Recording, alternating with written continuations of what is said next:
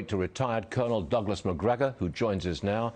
Sir, what's the strategy? Putin attacks a nuclear power plant. What's the strategy behind that? Is it just to intimidate civilians?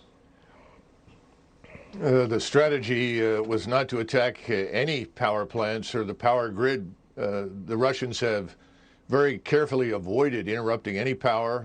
No damage to communications, no damage to any of the things that are essential, like the water supply. What you're seeing is that the Russians have now driven what is left of the Ukrainian forces, who are taking refuge in population centers, cities, because they have no mobility, no air defense, no air cover, no logistical infrastructure.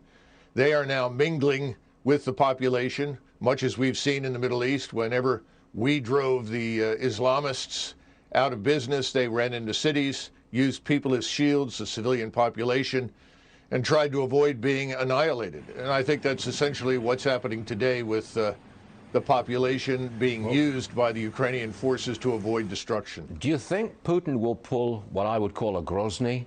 Grozny was the capital of this breakaway republic.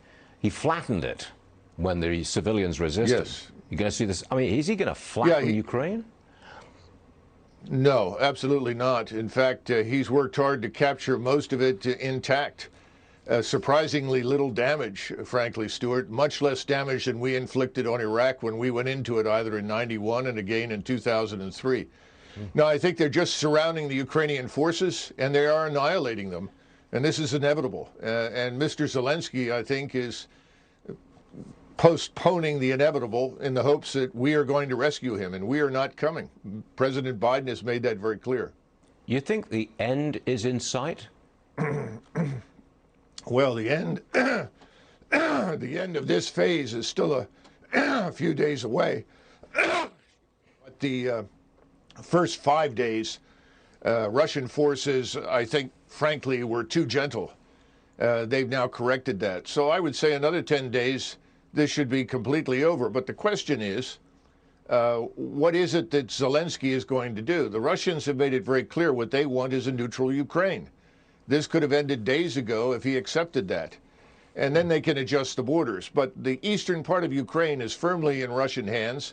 But again, the Russians are not seizing territory. They're destroying Ukrainian forces. That's their focus. Colonel, it sounds like you don't approve of Zelensky's stand. Oh, I think Zelensky is a puppet, and he is putting huge numbers of his own population at unnecessary risk. And quite frankly, most of what comes out of Ukraine is debunked as lies within 24 to 48 hours. The notions of taking and retaking airfields, all of this is nonsense. It hasn't happened. He's not a hero when he's standing up for himself and his own people? You don't think he's a hero? No, I do not. I don't see anything heroic about the man. And I think the most heroic thing that he can do right now is to come to terms with reality. Neutralize Ukraine. This is not a bad thing. A neutral Ukraine would be good for us as well as for Russia. It would create the buffer that, frankly, both sides want. But he's, I think, being told to hang on and try to drag this out, which is tragic for the people that have to live through this. I'm inclined to disagree with you, Colonel, but, you know, we'll see how this works out. Colonel Douglas Macgregor, tough guy. Thanks for being with us, sir. We'll see you again soon. Thank you.